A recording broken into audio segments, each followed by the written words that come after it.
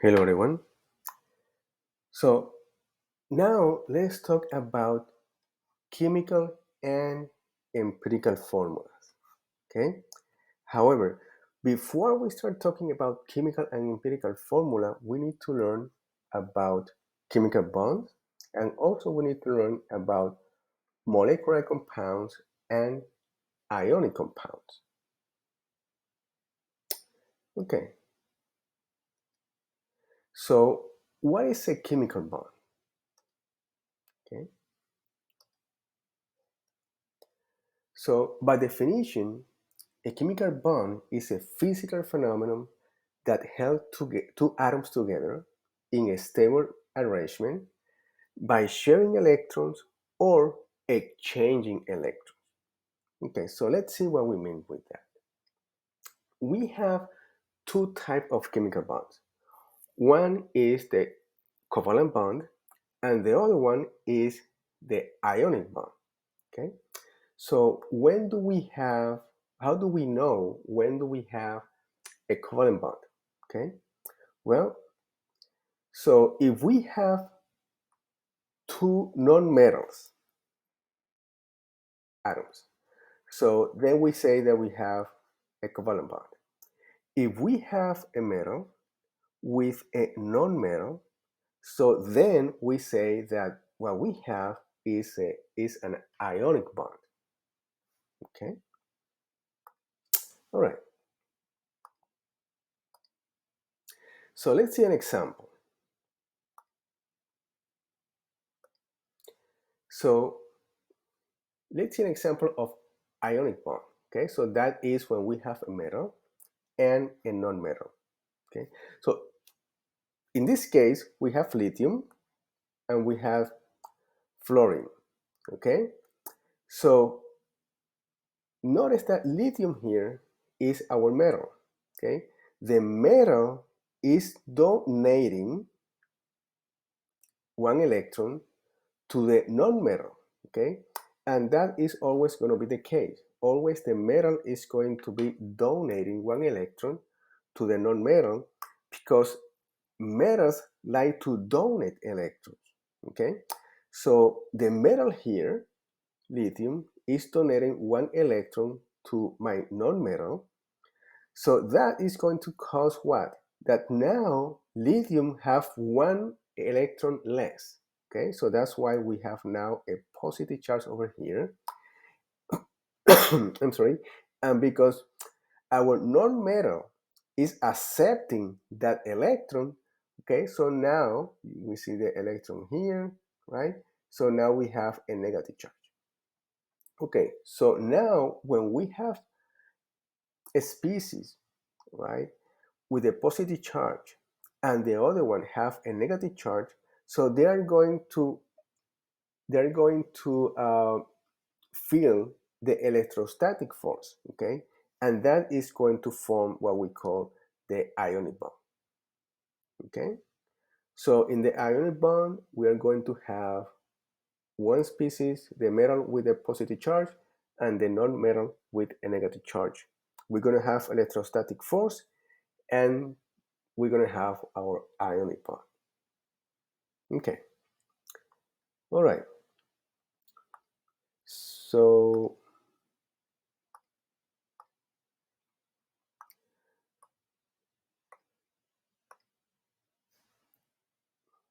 what about our covalent bond? So how the covalent bond works?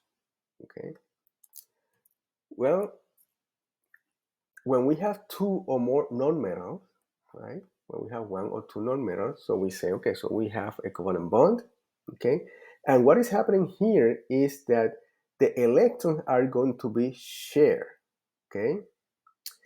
So here we have an example that we have two hydrogen atoms, right? Each hydrogen have one electron here, right? We have one electron here, one electron here.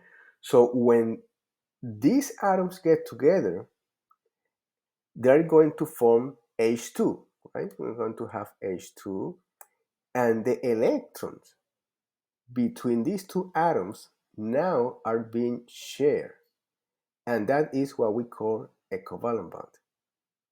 Okay, so that means that in ionic bond, we're going to have the metal with a positive charge, the non-metal with a negative charge, and we're going to have electrostatic force forming our ionic bond. When we have the covalent bond, we are going to have two electrons, two or more electrons between atoms that are going to be shared, and that we call a covalent bond. Okay. Okay, so now that we know about the ionic bond and the covalent bond, let's talk about what is a molecular compound and an ionic compound. Okay, so let's see what is the difference between these two.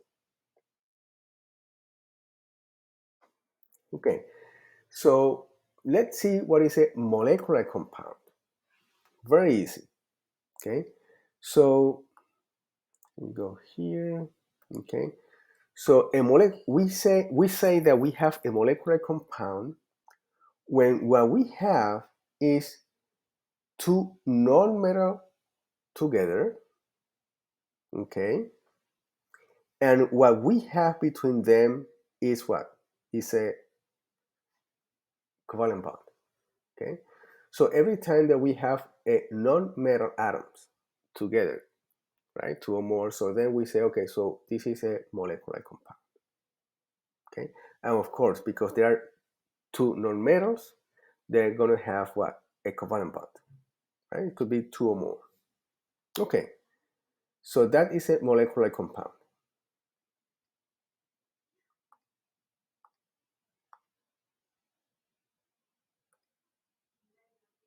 Okay, so when we're talking about molecular compounds, we can write two types of chemical formulas. Okay, and this is for molecular compounds when we have two non-metal atoms, two or more. Okay, so we have two types of chemical formula. One of them is the molecular formula, and the other one is the empirical formula. So the molecular formula is going to show you, is going to tell you exactly how many atoms of each element you have in a substance. Okay? If, for example, if you have 5 carbons or you have 6 carbons, 10 hydrogens, 5 oxygen, you know exactly how many atoms do you have. Okay? So now the empirical formula. So the empirical formula is going to tell you the ratio of the atoms that you have in the substance. Okay, for example, if you have 1 carbon, you can have, well, for example, 1 carbon per each 400. Okay, so that is only going to be the ratio. The molecular formula is going to tell you exactly how many atoms do you have. Okay, okay, so let's see a few examples. Okay, so what do we have here? So here we have my molecular formula, and here we have the empirical formula, right? Okay, this is my molecular formula, and this is my empirical formula. Okay, so how do we figure out this? Okay, so if we know the molecular formula of a compound, we can figure out what would be my empirical formula. Okay, so and how do we do that? Very easy. Okay, so let me show you. For example, here we have H2O, water, okay, and you say, okay, so we have H2O, and this is my molecular formula. So how do we know that my empirical formula is exactly the same? Okay, so very easy. So notice, let me change the color here, that here we have only one oxygen, but in reality, right, what we have is one. Okay, so what you have to do is, okay, so you're going to look your smaller subscript here, and you're going to take that one and you're going to divide all the subscript by the same number. Okay, because we have one here, this is the smallest one between 2 and 1, so 1 divided by 1 by 1. Okay, and that is going to give you what? The same thing, right? H2O. Okay, so this is my molecular formula, and this is my empirical formula. Okay, all right.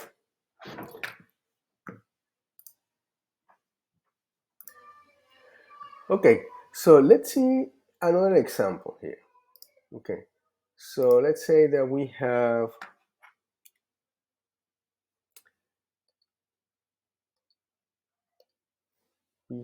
the C6H12O6. Okay, so we have 6, 12, and 6. So the smallest between all of these subscripts is 6, right? So we are going to divide all of this by 6. Very easy. And this is what? This is my molecular formula. So we have, then there will be 1 carbon. This is 12 or 6, so that will be 2 and 1 oxygen. So what that means? That means that for each carbon that we have in this compound, we're going to have what? 2 hydrogens.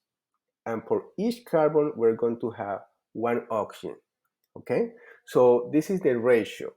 Okay? This is the ratio. Okay? Between atoms. Okay? So that is the difference between a molecular formula and the empirical formula. Okay, so if we look here, for example, we have the O3, right? We have the O3, right?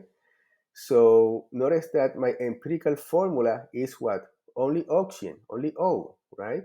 What is that? Well, because we need to divide by what? We need to divide this case by what? By 3. And that is going to give you only 1 oxygen, okay? Okay, so what about this guy? We have N2H4. We do the same thing. So we divide this by 2, divide this 4 by 2. So that is going to give you 1 natrium for each 2 hydrogen. Okay? Okay, so that's how we go from the molecular formula to the empirical formula. Okay, so we can do that from here to here, right? But from empirical formula to the molecular formula, there is no way, there's no easy way to figure out that, okay? Unless we have some experimental data that we're going to see later.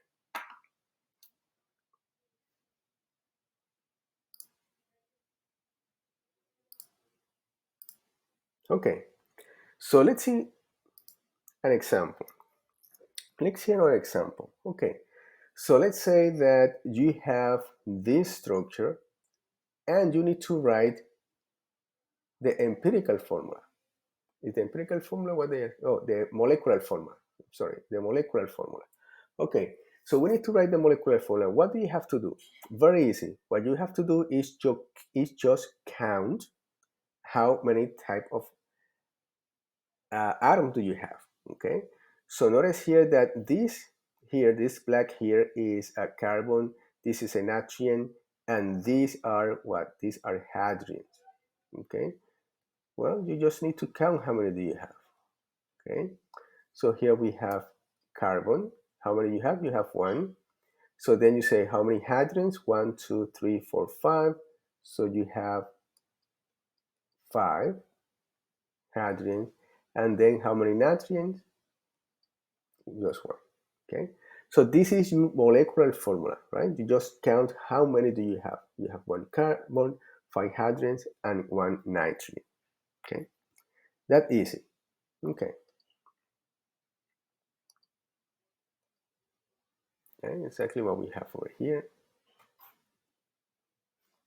Okay. So let's see these few examples. Okay, so let's say, so in this case, we need to write the empirical formula.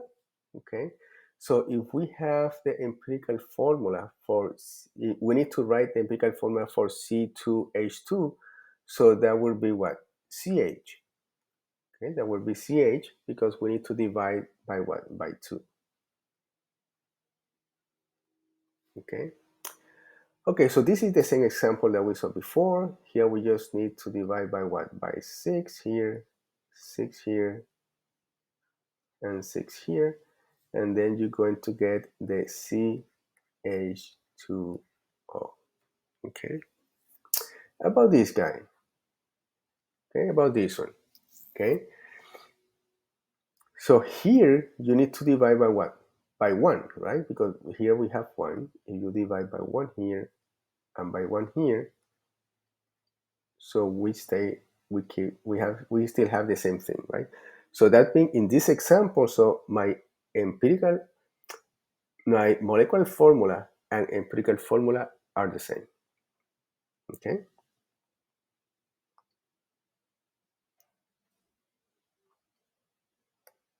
All right. So what do we have here? So here what do we have is different type of representations. Okay. In this side we have the empirical formula, we have the molecular formula, and these are just a molecular structure representation. Okay. So this is just to show you, right, things that you should get familiar with is about this structure, this particular structure, structural formula, right? So if you're asked to write the molecular formula, so you just need to count, okay, how many, right? How many carbon, how many hydrogen, how many oxygen, nitrogen, and so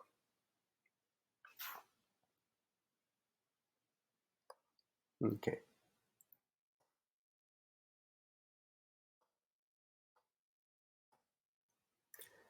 Okay.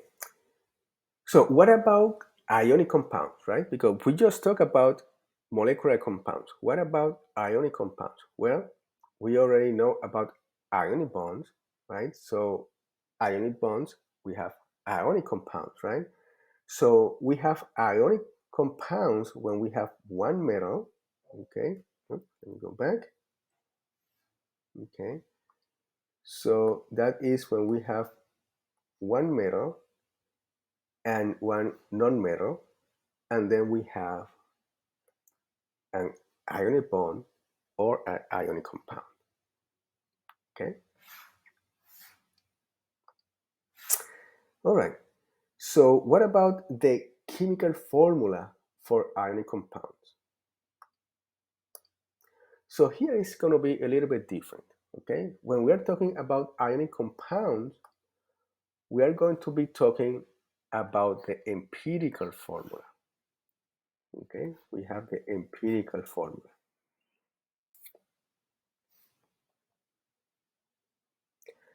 I'll show you in a moment why.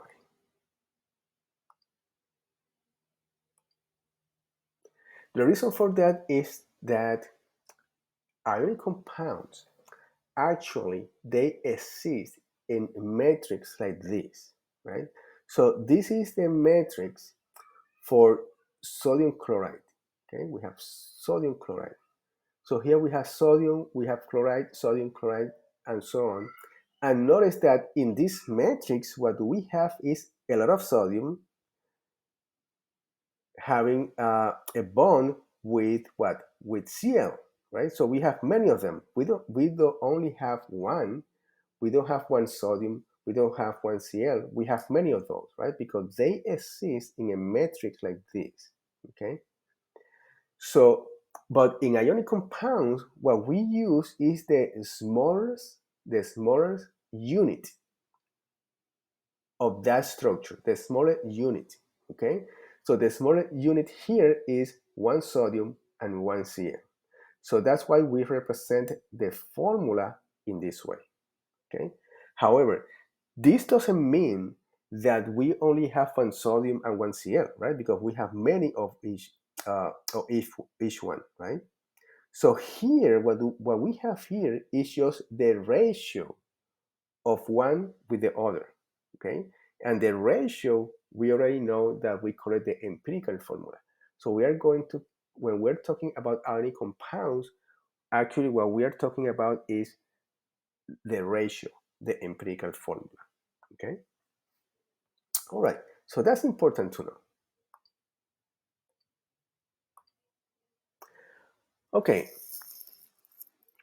so now let's talk about charges. okay, we know that elements, right, our atoms on the periodic table, they can form what ions, right? And some of these ions can be predictable. Some of them are not, but others are predictable, right? And the most common ones are on this table. Okay, the most common atoms with predictable charges are in this table. Okay, okay. I'll tell you in a moment why this is important. Okay,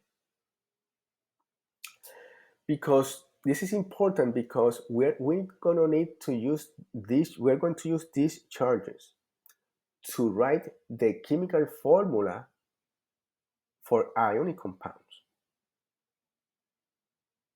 Okay, so that empirical formula for ionic compounds, to be able to write the correct formula, the correct chemical formula, we're gonna need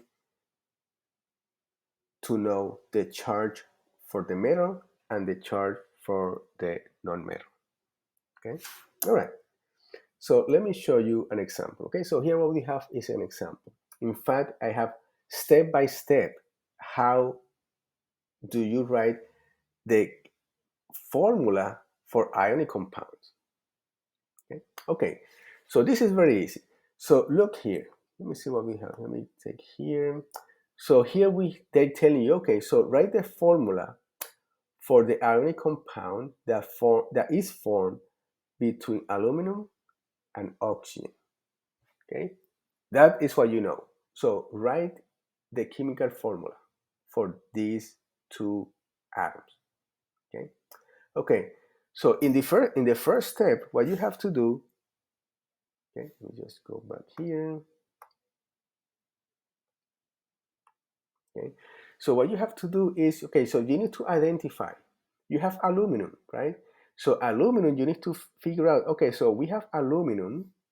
So what is the predictable charge for aluminum? Okay, so that's something that you need to know. And you say, okay, so if you don't remember that, so you can look at the table. You say, okay, so aluminum is +3, and oxygen is -2, right? It's always -2. Aluminum is always +3.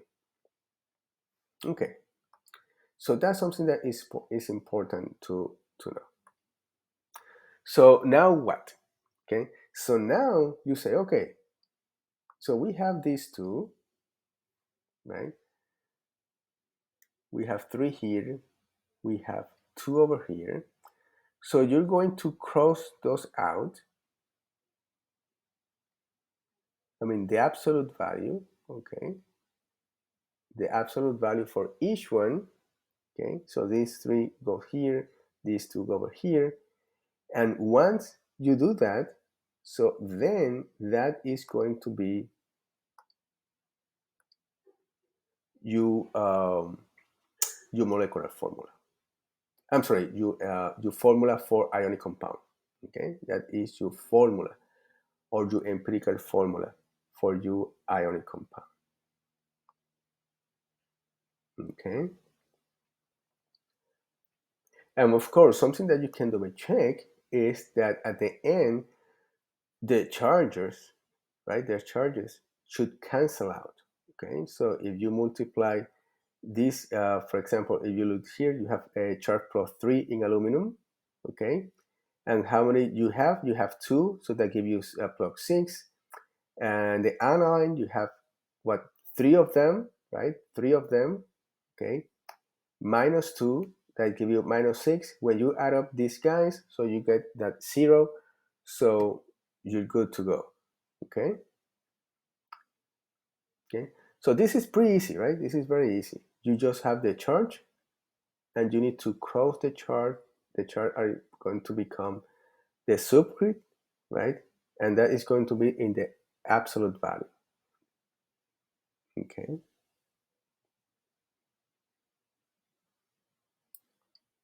Okay. Okay. So again, this is what we have, right? What we have here. And that means that this is our chemical formula for ionic compound, for this ionic compound.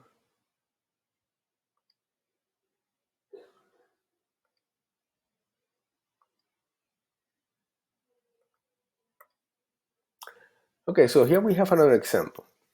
Okay, so let's say in this one we have calcium and we have oxygen. Okay, so here what you have to remember is that you need to look into, if you don't remember, so you can look your table and you say, okay, so calcium is going to be, oops, so calcium is going to be +2, oxygen is -2. Okay, so then you're going to do exactly the same. So this guy will go over here, this guy will go over here. Okay, and that will give you something like this, right? But remember that the empirical formula always give you what? The ratio. And you need to present this of the simple ratio as possible. Okay, so you need to simplify that. Okay, so even though you actually get this, right, if we're going to provide the simplest ratio, so then you need to divide by 2 here, and that's why you get calcium oxide, the CaO.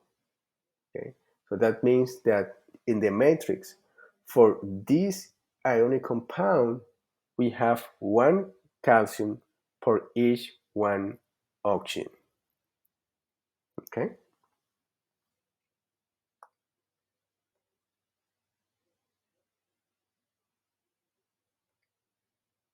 okay. So yeah, so this is very important, right? So this is here is very important, right? When you represent, when you're working with ionic compounds, you always need to show the smallest ratio of ion. Okay, you need to simplify that to get the correct chemical formula. Okay, guys, so I hope that these have been helpful. Let me know if you have any questions.